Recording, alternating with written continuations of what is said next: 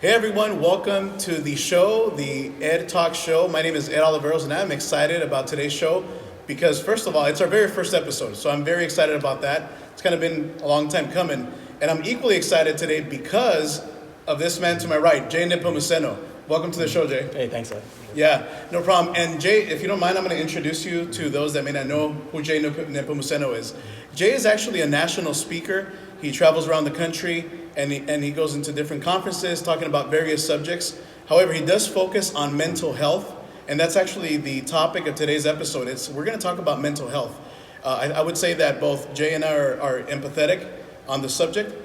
And in addition to his travels and speaking engagements that he does, Jay is also an executive pastor in Newport Beach. I was going to say Orange County, but in Newport Beach specifically. In addition to that, Jay is a husband, he's a father, and he's also been in church ministry for about 25 years. So in addition to all of that nice resume, you're also a foodie, which is pretty cool because I'm a foodie myself. Yeah. I'll tell you a quick story. This wasn't even part of my thought, but it just came to mind.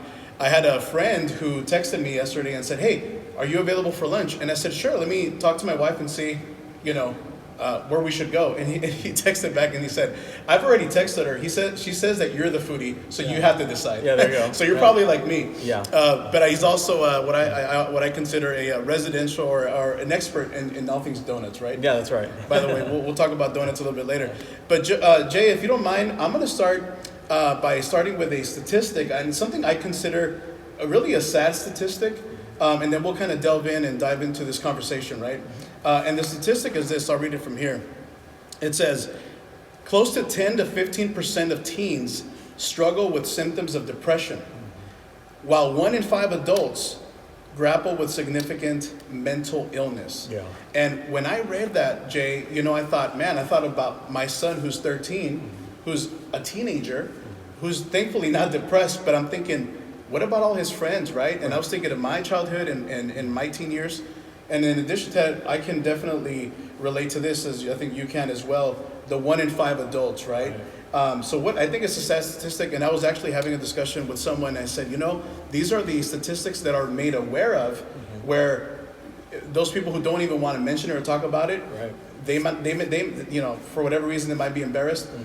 So I believe these numbers could be potentially higher. Oh, yeah. And so the first question, if you don't mind, we'll dive right in, is how important is mental health? And as a society, are we talking enough about this important subject? Mental health is really important. Yes. Biblically, we are to take heed to ourselves. And so I think as Christians, we think of that as selfish, as self-centered. That we're self-centered if we are considering our own needs. And a lot of time, one of the default helps for those who are struggling with depression is to get your mind off of yourself and to focus on others. And I get that we're supposed to do that. Right. But at the same time, it is scriptural to take heed unto ourselves and to the flock of God. So that mandate in scripture is given specifically to church leaders. Right. And so that's applicable to all Christians, right? Is that we need to take care of ourselves, right? And so it is important. And as far as are we talking about it enough, it's getting better, for sure. Yeah. And I think COVID has helped that. Yeah. In what ways? I mean, the obvious is COVID, has allowed for maybe the technology side of it, the medium, or what do you mean by COVID has helped get us to opening because up as people have struggled, my opinion, is that we have made the cure worse than the disease. And so it's a disease. It's a real thing. I got sick. I struggled with it. And I know many people have gotten sick. It's a real thing. But we've made the cure worse than the disease by quarantining, isolation. Those things they're not healthy for human beings. Right. We are not, generally speaking. Right. We are designed by God for community, for social interaction. And then when we do that and we quarantine indoors, especially in the beginning, and we're not getting outside, so people really struggled. Yeah. And then what I found in 2020 as I was launching this mental health ministry, just by word of mouth, pastors hearing about my ministry, just desperate to know how to help their people, because these things were just coming out of the woodwork now. And people struggled for years. But now when things were getting so desperate, people were reaching out and the things were just going bad. So taking a biblically balanced approach has gotten better. Yeah. I think more and more churches know that we can't just default to discipleship or more prayer, things like that. I'm not discounting those things. Yeah. Obviously, they have their place. Yeah. But there's more tools that God has given us. And I do have some questions regarding kind of you brought it up already, if there's a link or a connection between what the Bible says and, it's funny, and the mental side of things. I want to say that you touched on a lot of good points. One thing that I do want to share is that I went through my own mental struggle in 2018, and it lasted, like, if I were to give it a number, probably 8 to 10 months. Prior to that, and I got to say, this is why it's so, I'm empathetic about the subject. Prior to that, I used to hear people say, I've got mental struggles, I'm mentally not doing well. And this subject of mental health was so foreign to me that I almost thought it was kind of funny. Because, I grew up in in this machismo society, if you will. And it's almost like, I'm never going to even claim those words. And then in 2018, I went through my own struggles. And in the beginning, in fact, I would say probably even halfway, I didn't know what was going on. I was struggling all up here. And then eventually, when I realized what it was, it hit me. And I said, oh my gosh, I've been kind of a jerk about this. When I've heard other people say, I'm struggling mentally, I would think of them as being weak. Yeah. And I'm very vulnerable about that and I'm open because there might be other people that are maybe like that, or maybe not. Maybe I was the one that was like that. But I can tell you that having gone through that experience, I think I just want to say I was better prepared when COVID hit because of the fact that I wasn't in that space anymore. But our goal here today, man, is to really get you information. I do want to say this. If there's anybody out there who's listening to this or seeing this, and if you know someone, a family member, a coworker, a friend who is struggling, have them listen to this show, because I think this show is really going to be helpful today. And I appreciate you answering that. Another question I have is, can you share with us a little bit about your own story of mental health struggles? What took place in your life? What kind of impact did it have on your life? And how did you figure out solutions to your own struggles?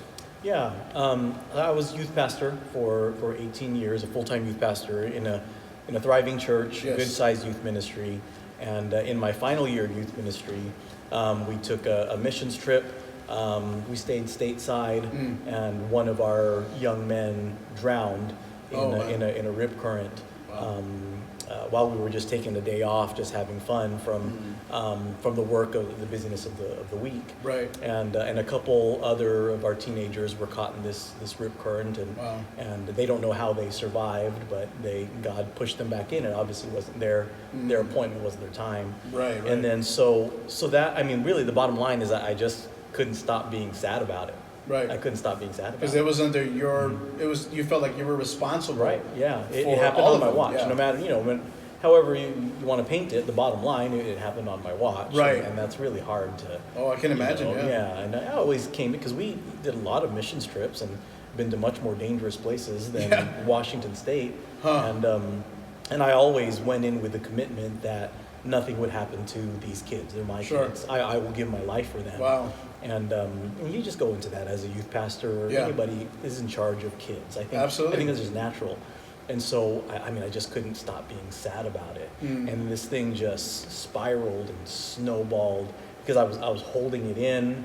I didn't feel like I had the right to be sad or to mourn because I would see the family grieving. And I even said this to my wife somewhere along the way, that I didn't want to be well until they were well. Wow. And that's not healthy. That's not right. Right. That's not right. But at that moment, I'm thinking you thought that was kind of, in that moment you were thinking, that's how responsible I feel.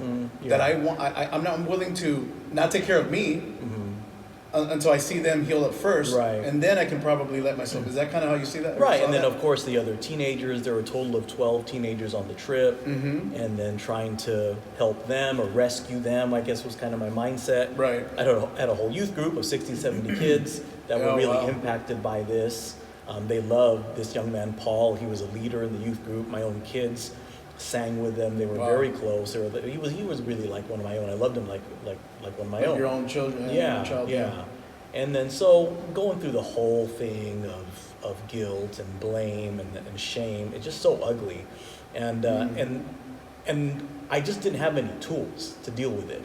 I didn't take a break. I didn't step back from ministry. Wow. I was in the pulpit the following Sunday preaching, wow. and that was just a mistake. I thought that's just what you're supposed to do. Right. You know, you just press on. That's what we do in Western culture. Right. We don't grieve That's or right. mourn. We just press on. Keep going. And it's not healthy.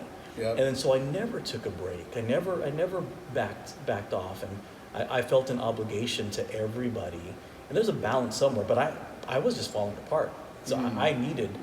I wasn't the one that was going to counsel my youth group out of this, and plus they needed a trauma expert.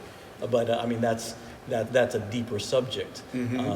But I fully understand something that deep and intense needed a trauma expert there. Yeah. But so I struggled with depression and anxiety for over 4 years. Wow. And I eventually started having panic attacks. Yeah.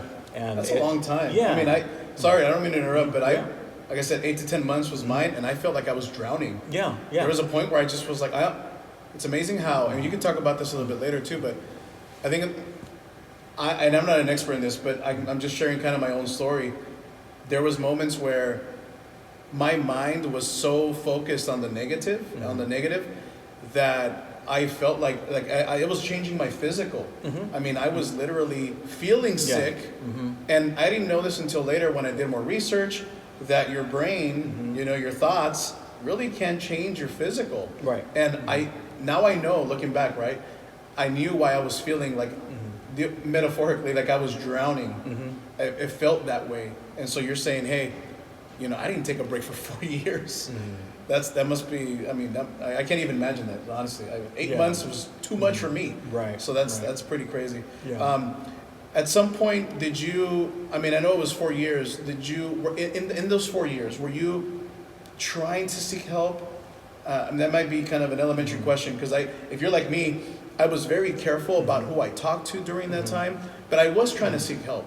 I mean, I was calling I don't want to say random people, but pretty much people I typically, or at least if you would have asked me, I probably wouldn't have reached out to, because I got to the point where I just needed somebody to give me a good word. Because up here, I was just completely drowning. Were you able to kind of, in those 4 years, get some guidance, or did you attempt to get some help?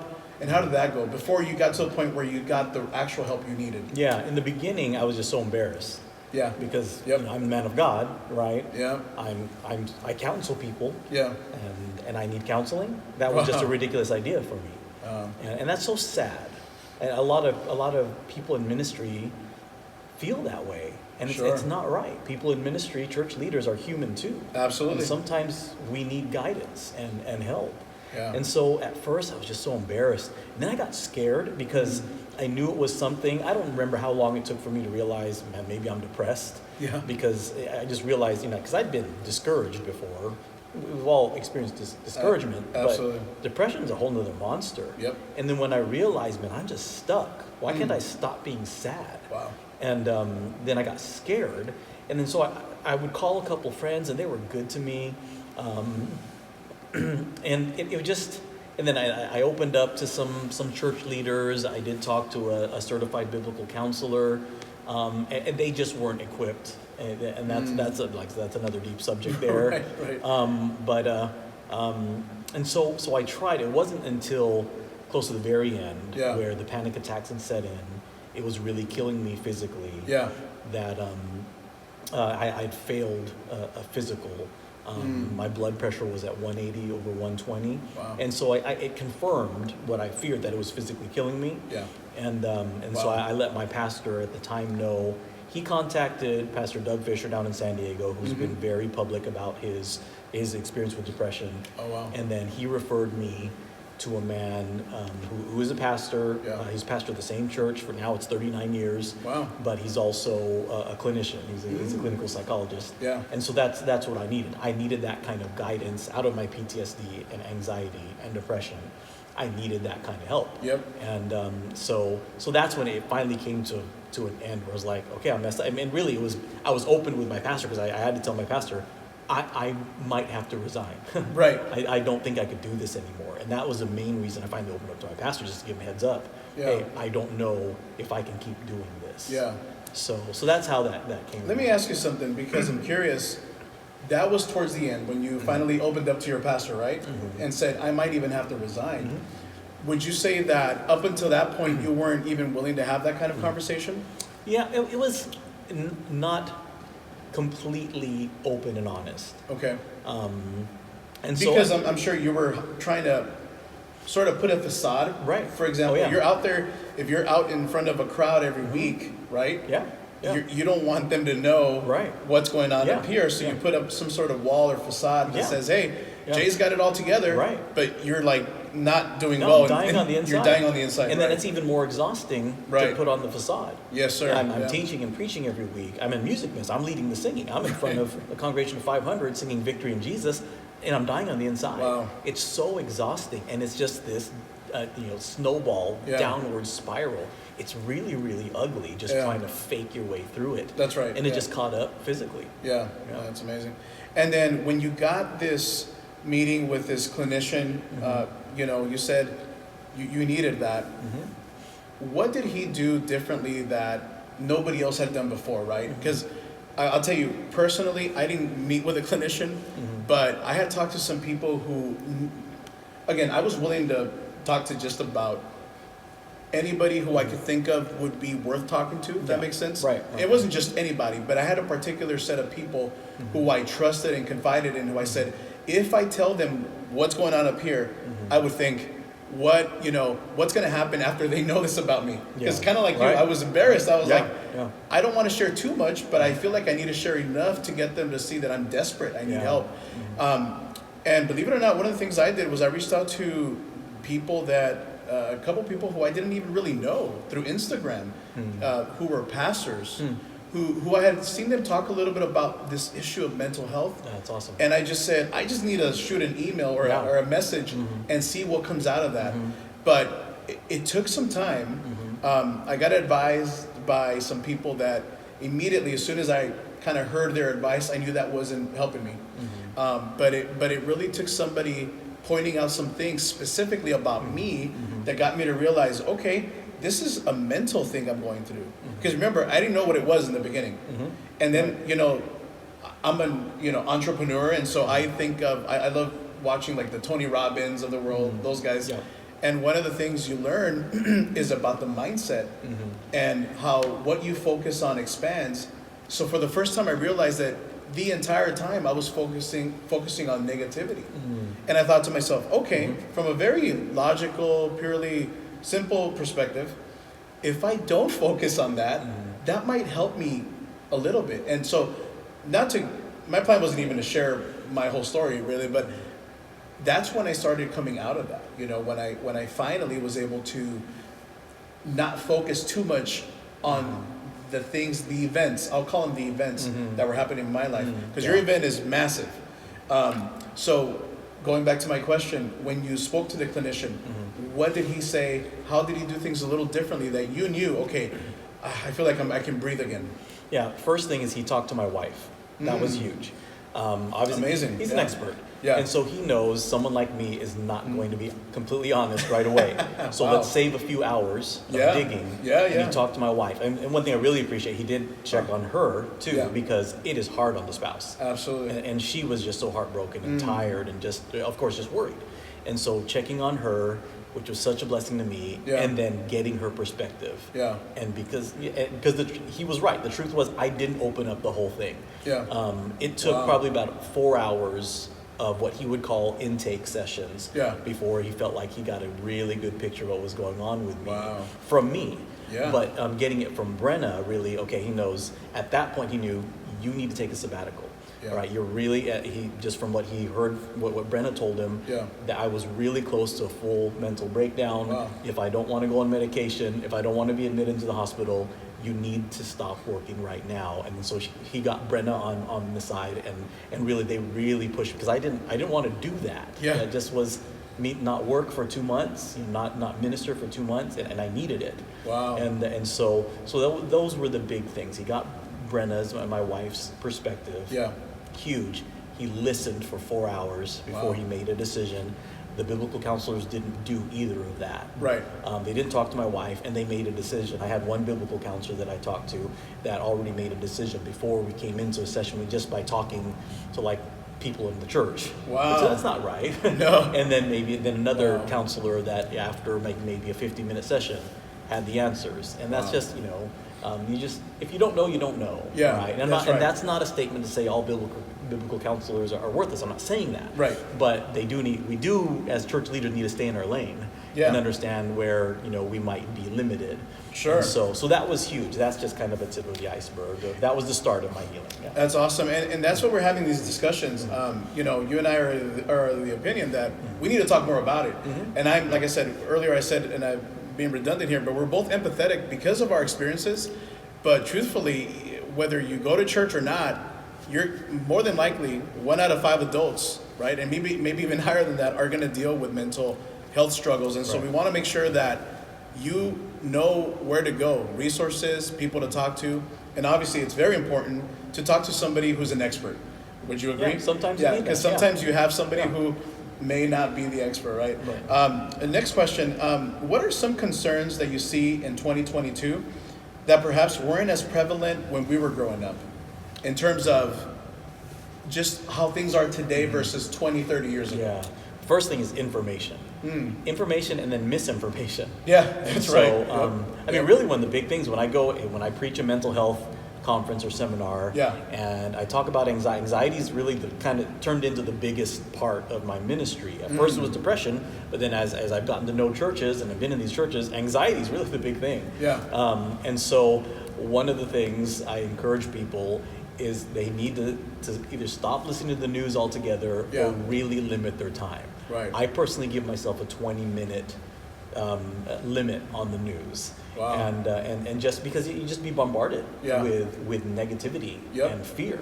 Yeah, and that's not so healthy. true. As a man thinketh in his heart, so is he. Right. So in particular, I'm not saying if you don't struggle with anxiety, then maybe you could watch a little bit more of the news. Sure. I don't know if you want to, right. But I do. I want to know what's going on in the world. I get that. Right. But I have an anxiety issue that I still have to manage, so I need to be careful with what goes in here. Yeah. So the information that's going out, and then of course social media. Without social media, you walk into church and we see everybody's highlights, right? But we're all living blooper reels. You know what I mean? You know, we go back home, we know what we are, and all we see is the blooper reels of our lives. We go to church and we see everybody's highlight reels, right? And then now in social media, it's even more so. We go to social media, we see everybody's highlight reels. But we get off the social, we know we're living in this blooper reel world. The truth is, we're all living blooper reels, right? We forget that, and then we compare ourselves with other people. Another biblical thing. If we compare ourselves among ourselves, it's not wise. Jesus said that. And so social media is destroying us too. And I enjoy social media, don't get me wrong, but we have to be careful with those. That's good. I'm glad you brought up the social media aspect of it, because that's a good segue to my next question, which is technology negatively affecting people? And is there a link between mental health and technology? Yeah, there absolutely is. And really the biggest thing is what I just mentioned, is seeing everybody's highlight reels and thinking that we're the only ones with the blooper reels, right? Not remembering that we're all human, right? And so we need to be careful with that. If you struggle with depression or anxiety, you need to get off social media or really limit it. Like I said, I enjoy it, so I get it. But technology is just one of those things that we just have to be careful with. It's really important. It's really good. Very useful. But there are some dangers as well. So it's a give and take, and it has to be used properly. That's good. And one of the things I think of is, you mentioned politics. So people that know me know that Ed likes politics to a certain extent. I have a history of enjoying, watching the news and this and that. I've had periods of times, and I'm glad you brought that up because I want to share this. I've done this, and I think it's good to do this, not just with politics, like you said, even technology, right? But there was a time where, man, I was just listening to the news as much as I could. I wanted to be, you mentioned I like to be informed. I want it to be informed times 10. I want it to be able to debate someone, if you will, and tell you why I believe what I believe. And there's nothing wrong with that, like you said. But if it consumes you and to the point where it starts, messing with you, you need to take a break. I would say go on a social media technology fast when you can. It's good. Even if you're like, well, I feel like I'm dealing, I don't know if do you have an iPhone? Yes. I know with the iPhone, I get a weekly report of how much time I spend on my phone. My goal every week is to beat the week prior. So if it says, you were up 2% or 8%, whatever the number is, my goal, and I'll be honest with you, I use my phone probably, I would say, 80% of the time that I'm using my phone is for business. It's not because I'm rarely on Facebook. I do Instagram mostly. Is kind of what I do. I like to watch a few funny YouTube videos here and there. But for the most part, I'm actually using my phone for work. So I'm emailing people. I'm researching stuff. But it's still my goal to try to be under that because I'm reminded of the fact that how much time am I being in front of a screen, right? So I appreciate you mentioning that. Now, we've been talking about this a little bit, but I do want to ask you this. So the question is, does the Bible, but I already know because you had mentioned that it does the Bible talk about mental health, and what does it say about it? If you want to kind of expound more on that. Right. I mean, the actual verbiage isn't there, but you see indicators. Why art thou cast down, O my soul, Psalm 42. In Psalm 77, Asaph talks about his depression. Something happened to him. He had a traumatic event. He said, in the day of my trouble, I sought the Lord. And then he talks about, my soul refused to be comforted. And that's just kind of one of the things that really resonated to me when I was trying to figure out what's wrong with me. Right. I remember reading that as like, that's it. Why am I stuck in this? Yeah. Why can't it just resonated completely. Right, yeah. Being stuck in your grief, not being able to get unstuck, not being able to get comfort from the stuff that used to comfort you. Yeah. Music, preaching, worship, all those things. None of that is helping. Yeah. I know what you're talking about. And that was so scary. It's like, what's wrong with me?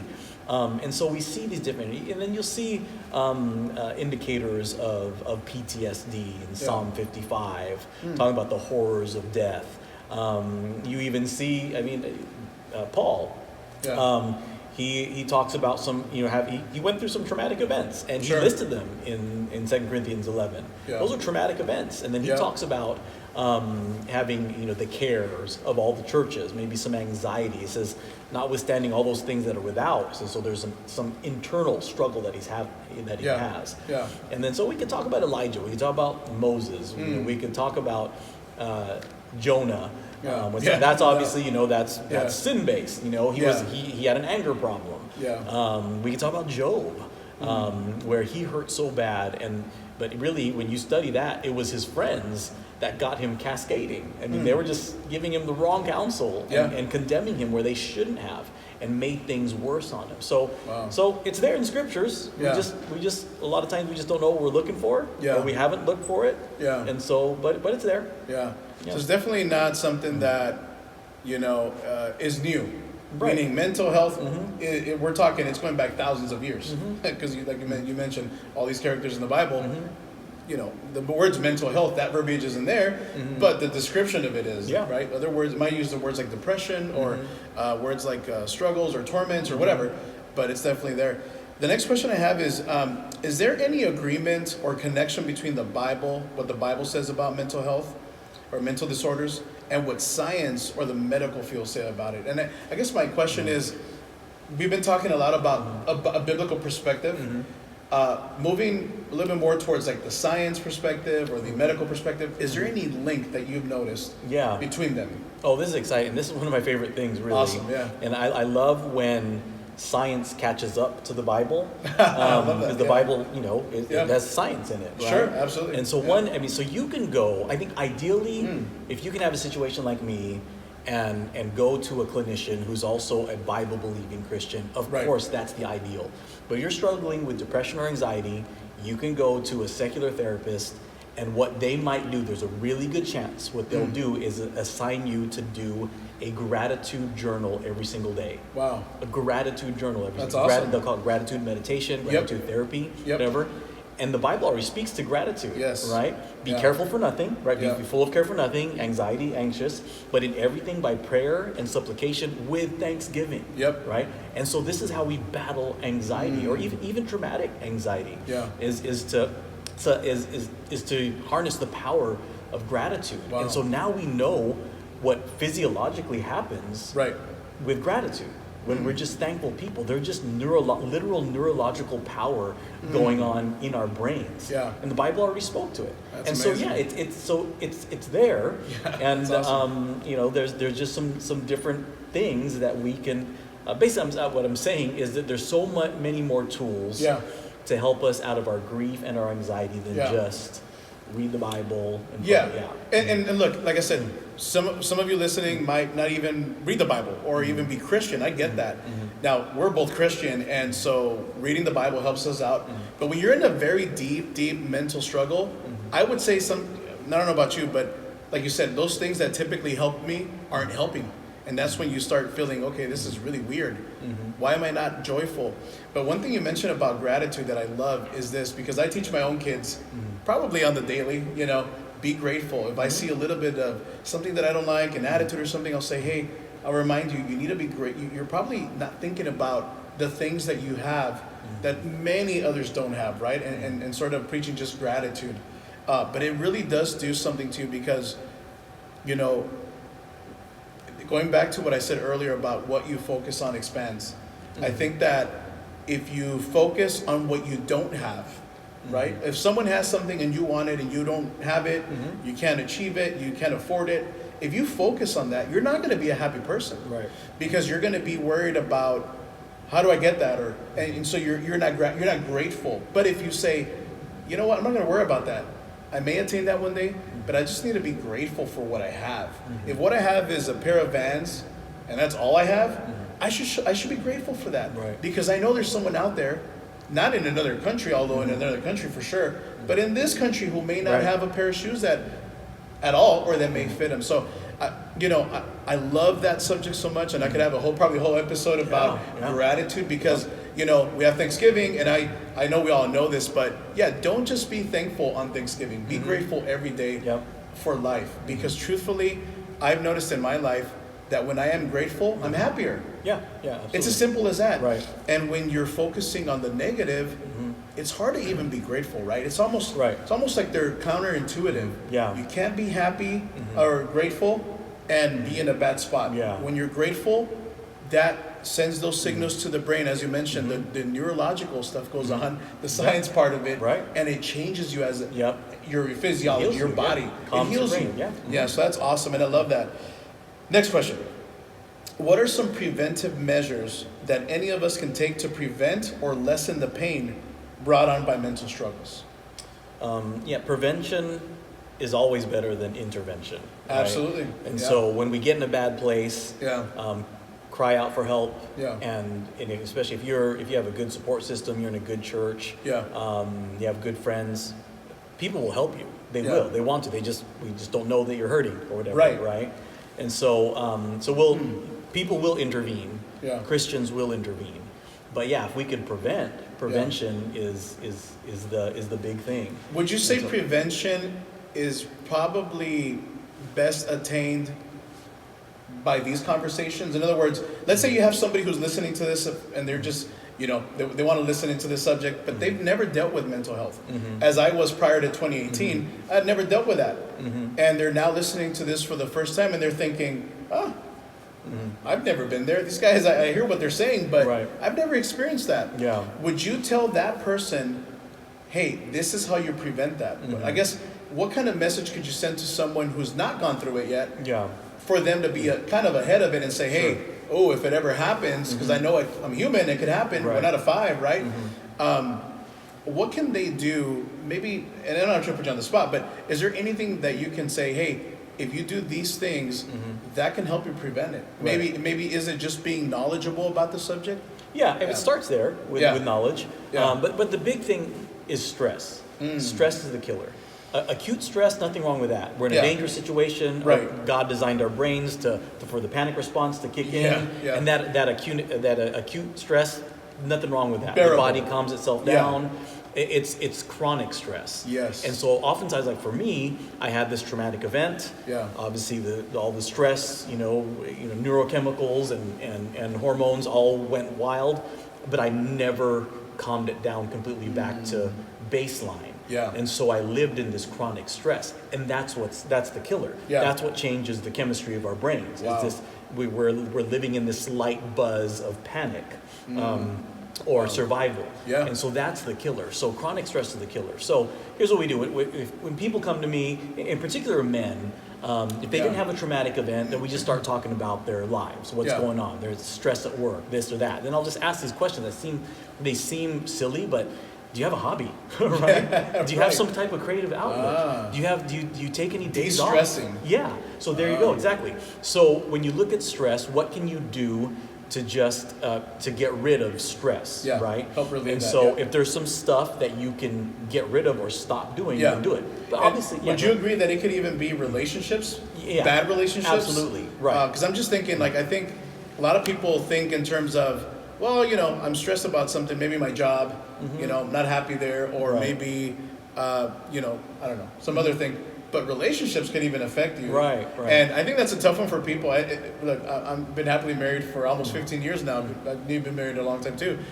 But going back to my single days, before I got married and all that, I would say that was an area where I would stress, do I have a girlfriend? Should I pursue a girlfriend right now? Right. And I'm just thinking for those of you who might be, in your early 20s, maybe even 30s, who you're thinking about dating, if you're like me, that would stress me out because there was also an expectation from perhaps family or your community to, hey, when are you going to get married?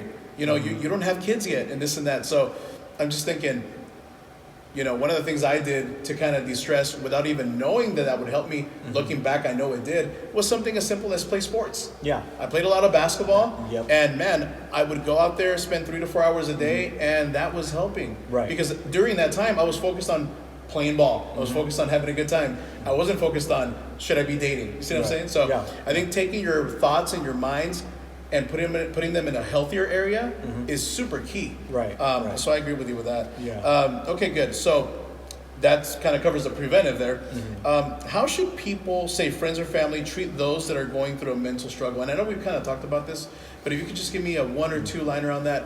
If someone you might have, I think you would be able to identify someone because of your experience. I think for myself, if I see someone who is typically joyful or happy, and all of a sudden I see them kind of down, I'll be kind of keen to observe them and say, is this a one-time event or is it a continual thing if I see them often? And I would, at this point, respectfully probably say, hey, you want to talk? Because I think something's going on. You don't seem like your regular self. Is there something you can talk about in regards to that? Yeah, and that can be tricky. Yeah, I agree. Because some people aren't ready to talk about it, or just so embarrassed. But it's so important that it's worth the try. Yeah. It's worth the risk of them being offended. Yeah. I really believe that because it's so important that we get at this early enough. Yeah. If I got at it early, then I wouldn't have had the 5 year, 4 or 5 year struggle. Yeah. I obviously on this side of it, I'm thankful for the lessons learned and now how God is using it. I am. Yes. But at the same time, now I know what we need to be doing at the first in the beginning there. Right. Next question. So I appreciate you saying that. And this is kind of, again, something we've already covered a little bit, but at what point would you recommend someone to go see a specialist? And what I mean by that is we talked about some of the people we were you and I kind of shared, hey, we were trying to reach, kind of go talk to somebody and maybe we didn't get the advice, the counsel that was correct. But at some point you said, man, I'm going to go to a clinician. This is a specialist. At what point in someone's mental health struggle do you say to that person, you need, let's say someone comes to you and they say, I need your help, and you start talking to them. At what point do you go, no, you're at the point where you're already there where you need to go talk to a specialist, someone who's trained in this area? Yeah, definitely someone who's dealt with some type of trauma, whether it be childhood trauma, That's good, a car accident, Yeah. A deep relational loss, Yeah. divorce, what have you. That's a good point. Yeah, anyone who's dealt with some trauma, That makes sense. They may need some specialized guidance out of it. I needed that. That's good. If somebody's dealing with your everyday worry or what have you, then you know what we deal with that in a different way. But definitely someone dealing with trauma, they probably need to see. So for our audience, if you know someone who's dealing with trauma or has dealt with trauma and they perhaps again they're not really talking about it, they might need that special help. A little bit deeper help to be able to get them the help. And that's a good point. I was thinking about that. Mine wasn't traumatic in the sense that it wasn't like I lost someone. It was really, and I'm honest about it, it was all up here. But to the point where it was literally all I could think of most of the day. You talk to people and you're just still thinking about it. You go do something and you're still thinking about it. And that's not healthy either. But I think that's why I was able to, with a lot of prayer and gratitude and practice, what I did was I was able to take my thoughts and put them in good places. Yeah.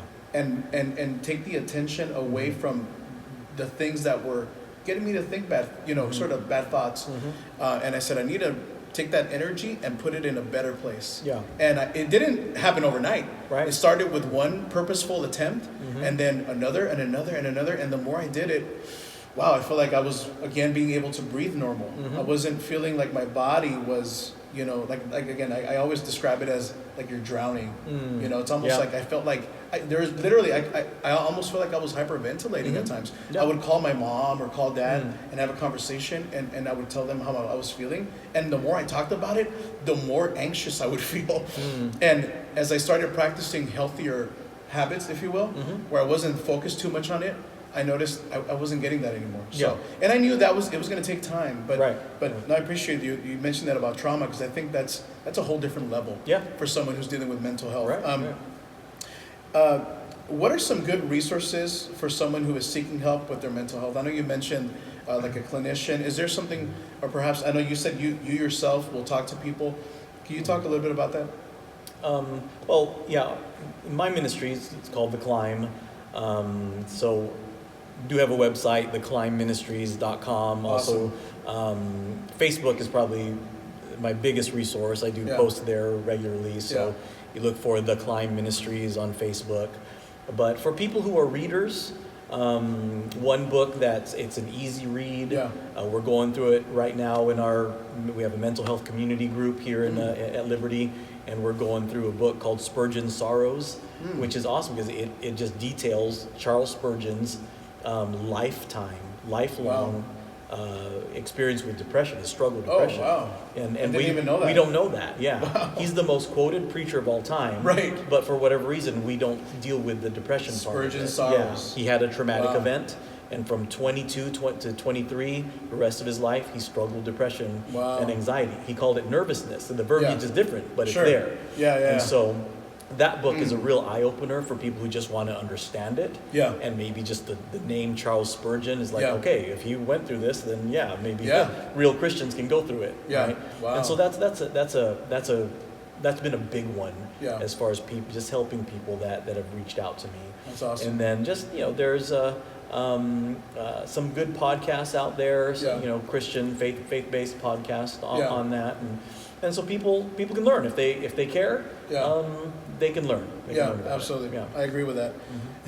How can people reach you? I know you mentioned your Facebook page. In addition to your Facebook page, you said you have a website.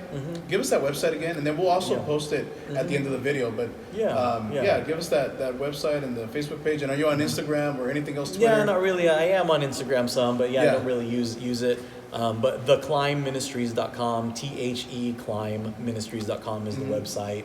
It's just really introductory information on there. And they can reach you directly through the website? Yes, there's a contact page on there. Awesome. And then Facebook is the big one. And people can contact me through the church office as well. So. Awesome. And then the last question, we've talked a lot about mental health, and that's been I would consider a very specific focus. Before you came on, we talked about that, and we shared how we both are empathetic, and more than that, it's really our genuine desire to help people, because if I could use the word, it sucks when you're in a state of it's all up here and it's awful. now affecting your body. It is awful, and you know, my wish and our wish is that someone would listen to this and say, hey, let me reach out to Jay, you know, because maybe I can talk to him about some stuff that I'm dealing with. But I appreciate you being on here today. We're about done. I do have one fun question, and I think I know the answer to this. We're here in Orange County, so what's your favorite donut spot? Or actually, let me ask you this: what is, in your opinion, the absolute best donuts in the world? The best donuts that I've had right here in Orange County, Sidecar Donuts. I've went in Costa Mesa. Definite Gourmet Donuts. They fry them every single hour. They're always fresh. That's awesome. And they have unique flavors. They're awesome. And I agree. And I didn't know about Sidecar until my wife introduced me to Sidecar. Oh, yeah. And she's on it. She says kind of the same. It's almost like there's a script to it because she says it's every hour on the hour, you know. Yeah. And this is a free plug for Sidecar Donuts in Costa Mesa there. Yeah. And they're always busy, by the way. Yep. There's a reason. We've gone We've gone, you know, there in the morning and the evening, and it's like, man, there is always a line. So free plug-in for if you're ever in Orange County or if you live in Orange County, go to Sidecar if you don't know about Sidecar Donuts. Well, Brother Jay, I appreciate you. Thank you for your time. And man, go find him on Facebook. Go to his website. Check him out. And thanks for today. Appreciate everybody. Have a good one. God bless.